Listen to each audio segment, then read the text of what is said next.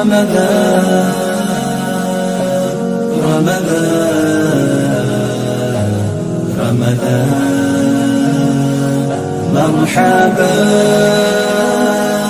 يا رمضان مرحبا يا رمضان رمضان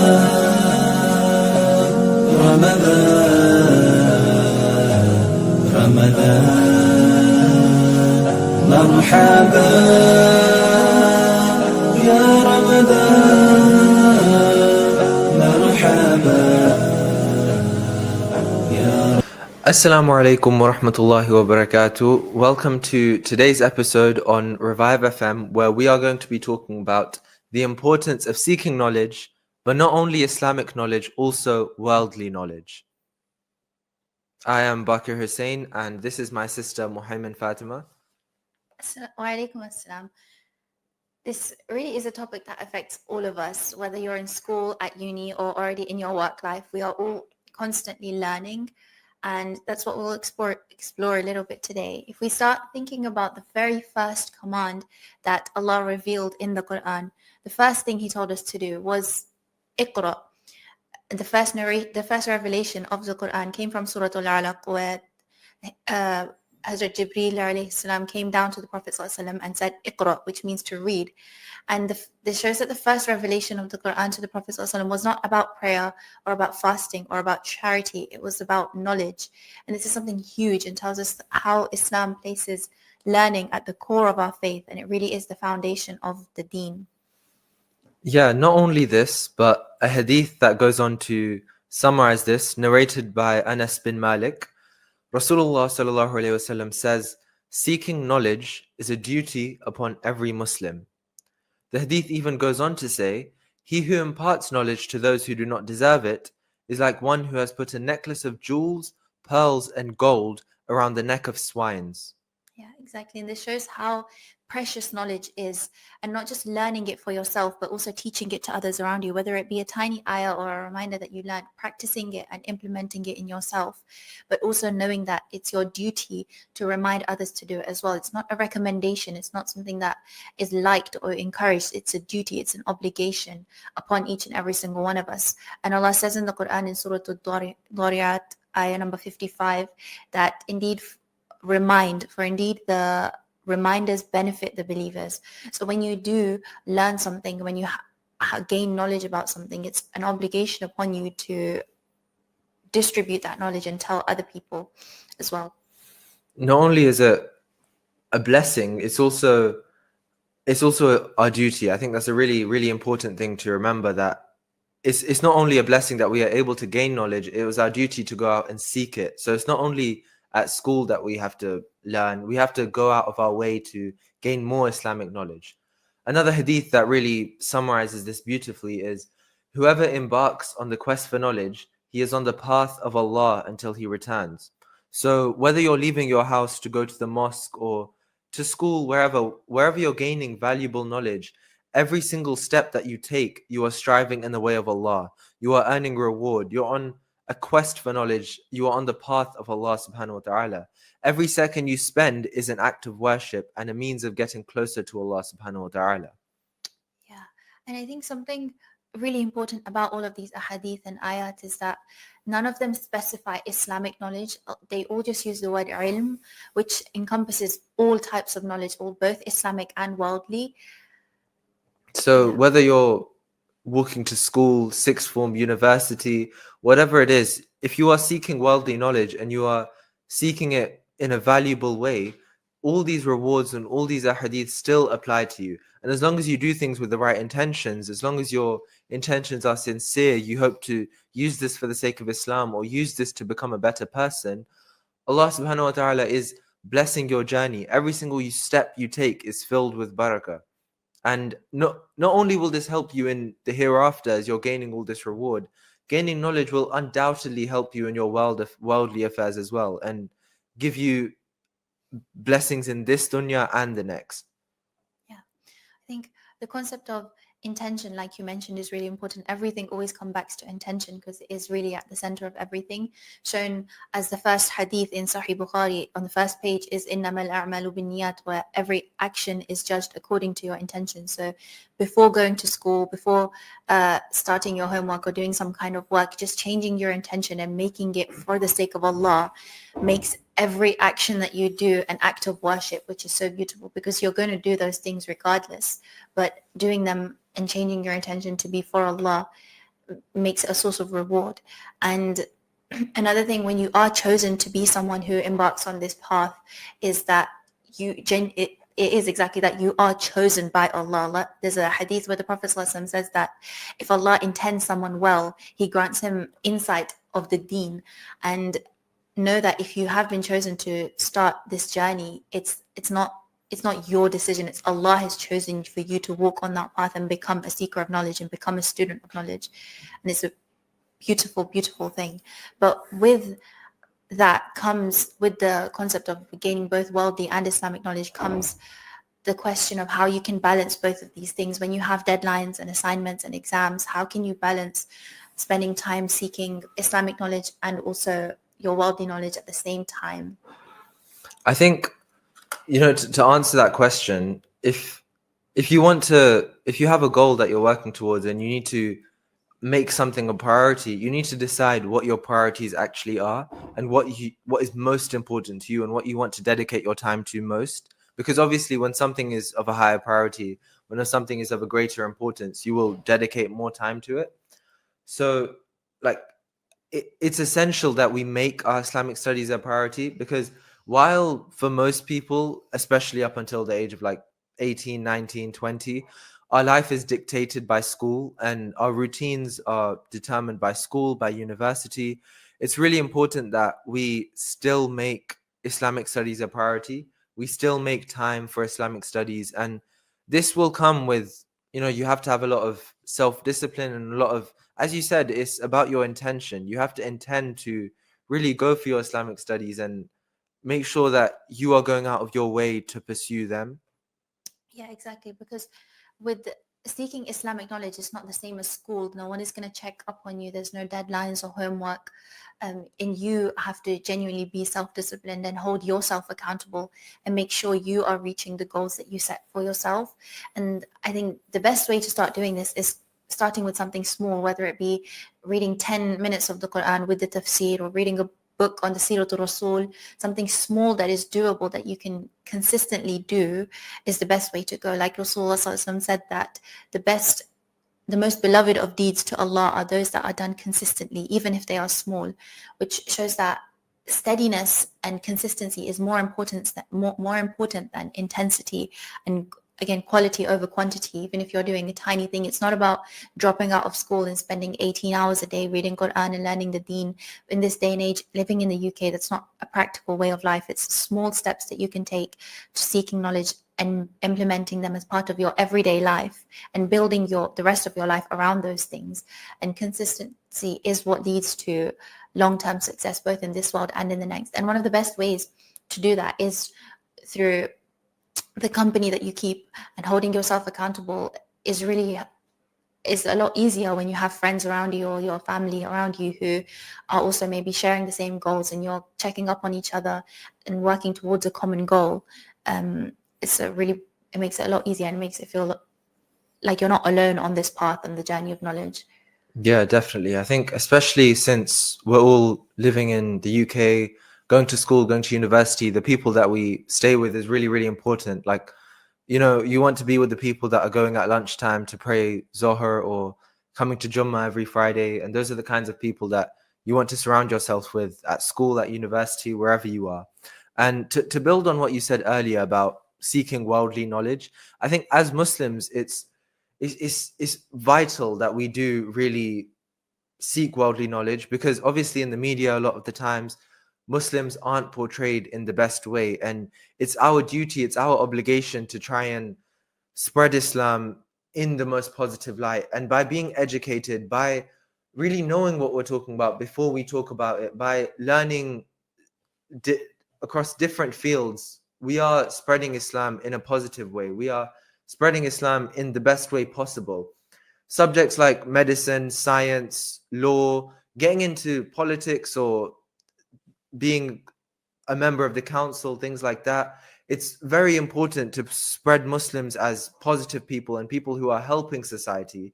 And not only this, but we are also advancing the Muslim Ummah in return. We know so many great Muslims. Like algebra was invented by a Muslim, and the Western culture often takes credit for that. Like, it's important that we spread Muslims in a positive light and are making these innovations as Muslims so that we are shown in a better way, contrary to how the media often presents Muslims. Yeah. And just becoming someone that represents Islam in a good light. So when you do become a doctor or a scientist or a lawyer and you get to progress in your career and get to a higher and higher level, being someone that embodies the character of the Prophet ﷺ and representing Islam in a good light is so important. There's the hadith in which Rasulullah ﷺ says that the one who, if somebody looks at your character and does not aspire towards Islam, then review your faith, which is so beautiful because it tells us that your character should be so beautiful and so correct that just by looking at you and looking at the way you speak and the way you talk, you draw non-Muslims towards Islam. And the only way we can build that character and build that akhlaq is by learning and by seeking knowledge and learning how the Prophet ﷺ used to live his life, how he would do things, and really embodying those things as well. And it's so important to seek both Islamic knowledge and worldly knowledge, because the Islamic knowledge connects us to Allah and the worldly knowledge helps us to serve his creation. Definitely. I think, like, not only that, but as we are serving his creation, the reward for doing such, the reward for helping your community, for helping others around, it's huge from Allah subhanahu wa ta'ala. And not only this, but you are building a better akhlaq, building a better character, and you are helping yourself and other Muslims and other people to get to Jannah as well. I think a good way to start, a good place to start is just by picking one thing that you can do to implement. Do you have something in mind that you would pick? I think my main action point that I also am personally focusing on this Ramadan is just to take a surah of the Quran, any surah that you would like. It can be as small or as long as you want, and make a conscious effort to build a relationship with that surah.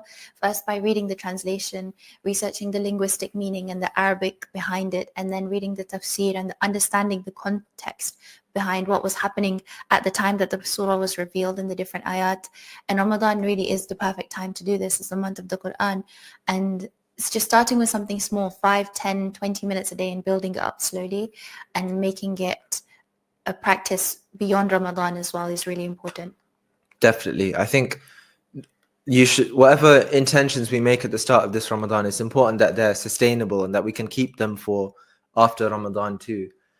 I think for me, the one action point or the one thing that I would pick is, as we are in school or in learning anything, it's important that we know why we're learning it and what our intentions are for what we are going to do with this knowledge. I think whether you're studying science, business, art, whatever it is, as long as you're reviewing your intentions and ensuring that whatever you're learning connects to your faith and connects to Islam, and not like you are finding a way to connect it to Islam, and making sure that you are tying the worldly knowledge in with the Islamic knowledge that you're gaining, not only for the pleasure of Allah, but also for spreading the deen and helping others and really helping the creation and serving the community, as we spoke about earlier.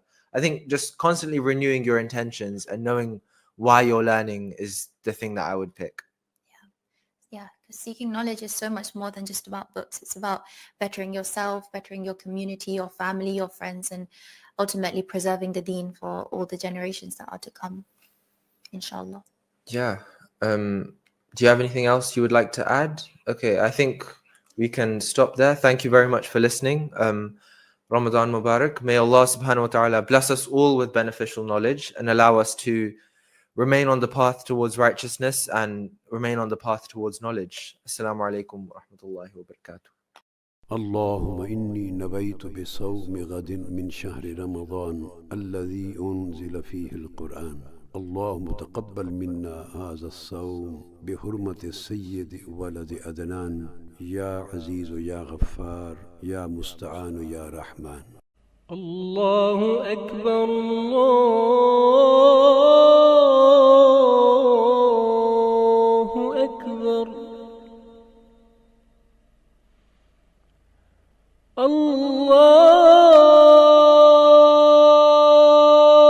الله أكبر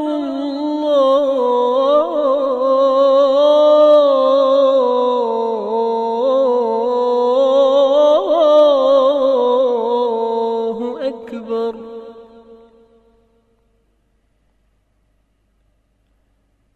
أشهد أن لا إله إلا الله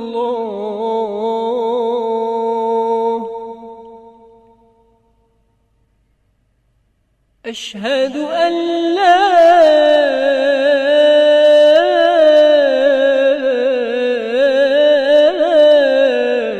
إله إلا الله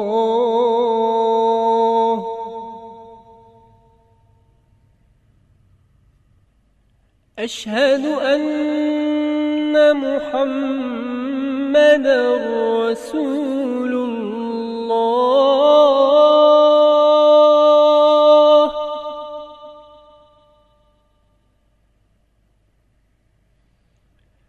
أشهد أن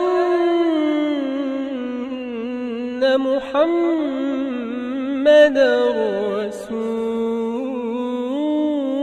رسول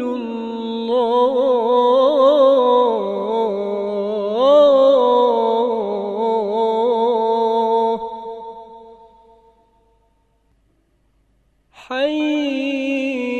حي على الصلاة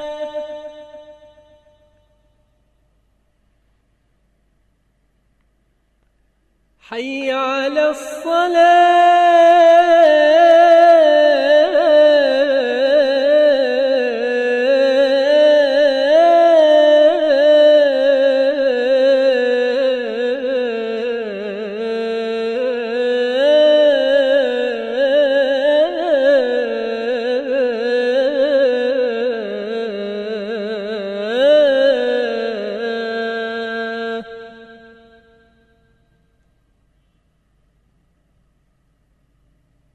حي على الفلاح حي على الفلاح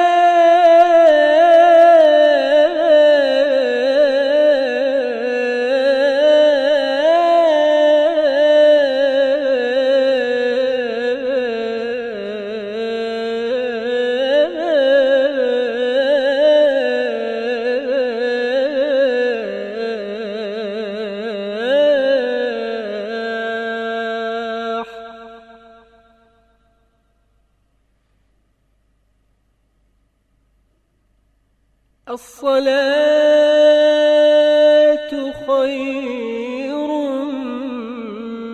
من النوم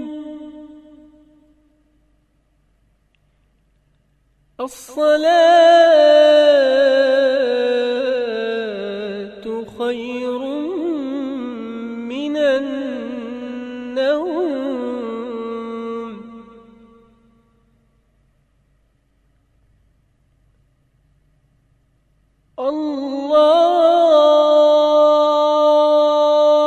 الله أكبر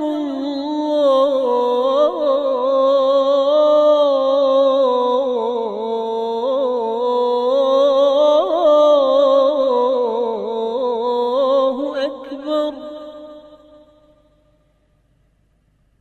لا